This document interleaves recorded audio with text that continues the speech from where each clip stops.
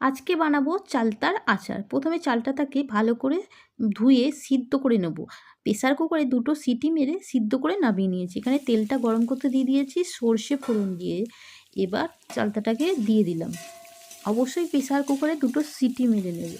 City মেরে নিলে এটা নরম হয়ে যাবে। নরম হয়ে যাওয়ার পর নামিয়ে নেবে। এবার তেলের মধ্যে দিয়ে দিয়েছি দেখো, তেল আর পাঁচফোড়ন নয়, এটা পাঁচফোড়ন দেবে না কিন্তু, এটা সর্ষে দেবে। সর্ষে ফোড়ন দিয়ে ভালো করে নেড়ে নেবে।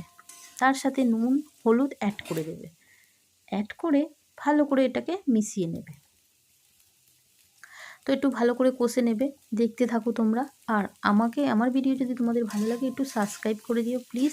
আমি নতুন নতুন কাজ করছি, তো তাহলে নতুন নতুন ভিডিও দিতে আমার মানে কি বলবো, ইচ্ছা হবে, কাজ করতে ইচ্ছা জাগবে। তোমরা সাবস্ক্রাইব করছো না, শুধু ভিডিও দেখে চুপি চুপি পালিয়ে যাচ্ছ। একটা সাবস্ক্রাইব করতে তো টাকা লাগে না, তো তোমরা একটু সাবস্ক্রাইব করে দিও না প্লিজ, একটু সাবস্ক্রাইব করে দিও।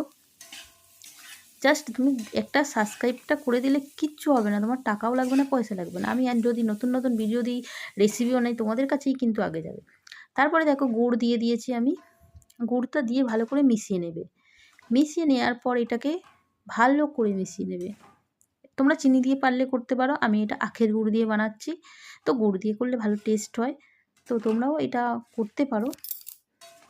আমি গুড় দিয়েই বানাই প্রতিটা আচার। ঠিক আছে, এবার কেমন হয়েছে অবশ্যই জানিও। আর তোমরা যদি চাও ভালো মানে বাড়িতে বানাতে, এইভাবে বানিয়ে দেখো, খুব সহজ, মানে তাড়াতাড়ি হয়ে যাবে, খুব সহজ একটা রেসিপি। তো তোমরা চাইলে এটা করতে পারো। দেখো পুরো গুড়টা মেশানো হয়ে গেছে, দেখো রেডি, দেখেছো কত সুন্দর ইয়াম্মি ইয়াম্মি না। এর ওপরে মৌরি জিরে ধনে গুঁড়ো মানে ভাজা করে গুঁড়ো উপর দিয়ে ছড়িয়ে দেবে, দেখবে আরও টেস্টি লাগবে। তো কেমন লাগলো? সাবস্ক্রাইব করতে ভুলো না কিন্তু ভিডিওটা দেখার পর, সাবস্ক্রাইব করে দিও।